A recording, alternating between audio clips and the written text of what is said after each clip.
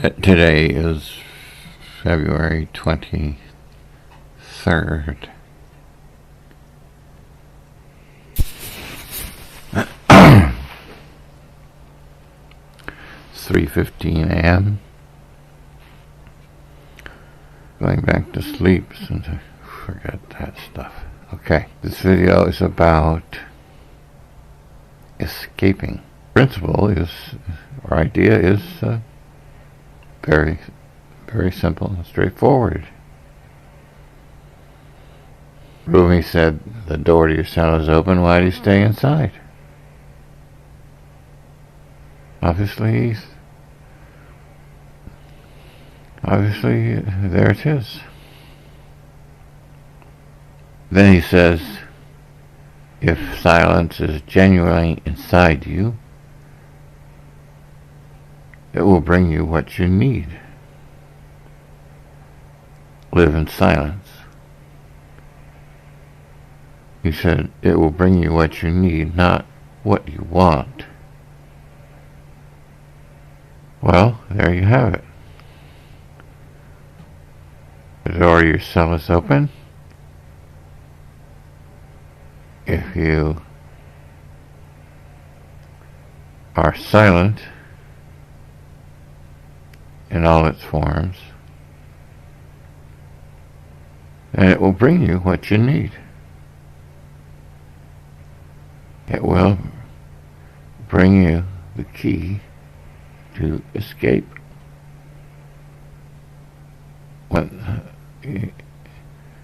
Even though the door is open, there is a door. In a sense, life wasn't called a house of mirrors for nothing. You may not like what you see, but grow up.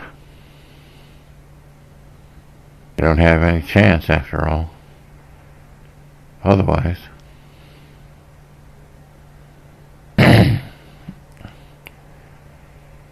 well, that would be a bit much for me to leave it at that and say, well, go to it. Well, of course,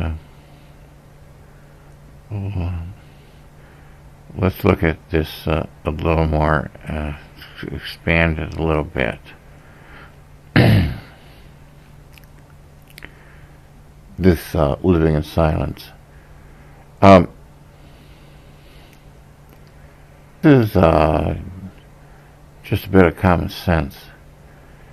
You know, your ears are always open. If you don't want to hear something, you basically have to divert your mind. You know, you can put earplugs in, whatever.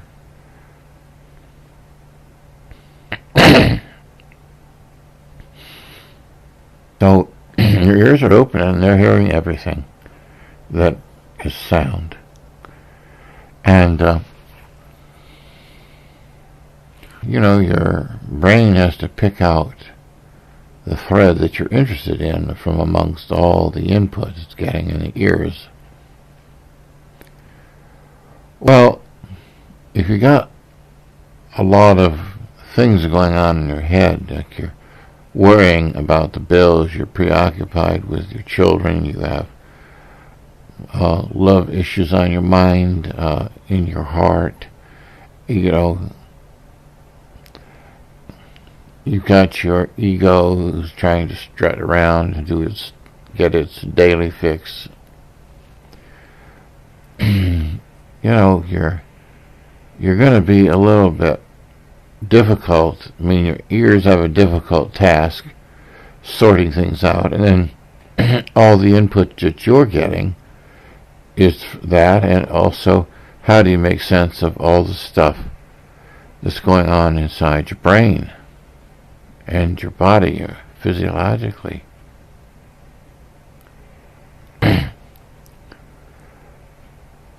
Well, you see, this the remark is this: if silence is genuinely inside you, well, you know, if you can somehow defund the energy that's being put into some of these things that you're involved in emotionally and mentally, and let those dissipate away and concentrate on what is important and what you can do something about. If you have this silence, the more you develop an educated and vigilant silence and monitored silence, you'll be able to assess the incoming stimuli so much better. You'll make much better decisions. And little by little your life will improve immensely.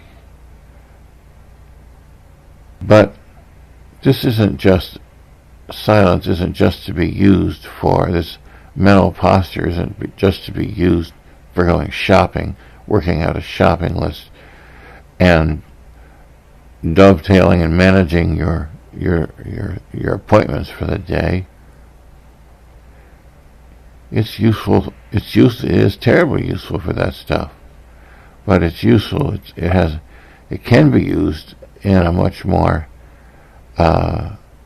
later stage in development. As you know, you have puberty, and then you have, your education, and you want to get married, and you want to have children, and then you want to bloody retire finally.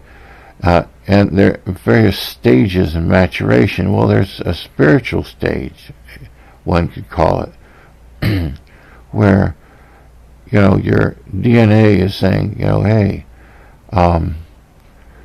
what about the existence or non-existence of God? What about the significance of me in the universe? What about where I came from, where I'm going, who I am, and what is the Lotus Sutra talking about? And, and all those teachers of the East. And, this area is just another indication. All these things are just an indication of another stage of maturation in the human being. And how successful you are in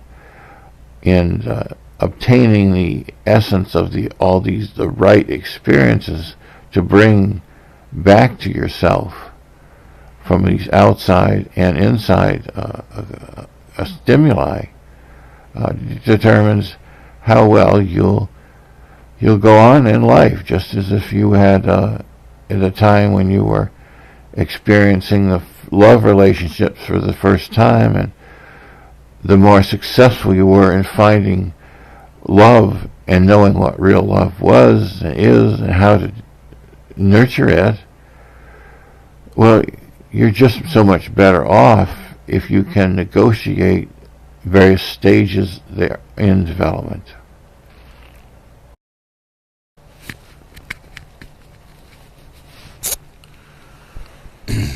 Well, that's it in a nutshell, really.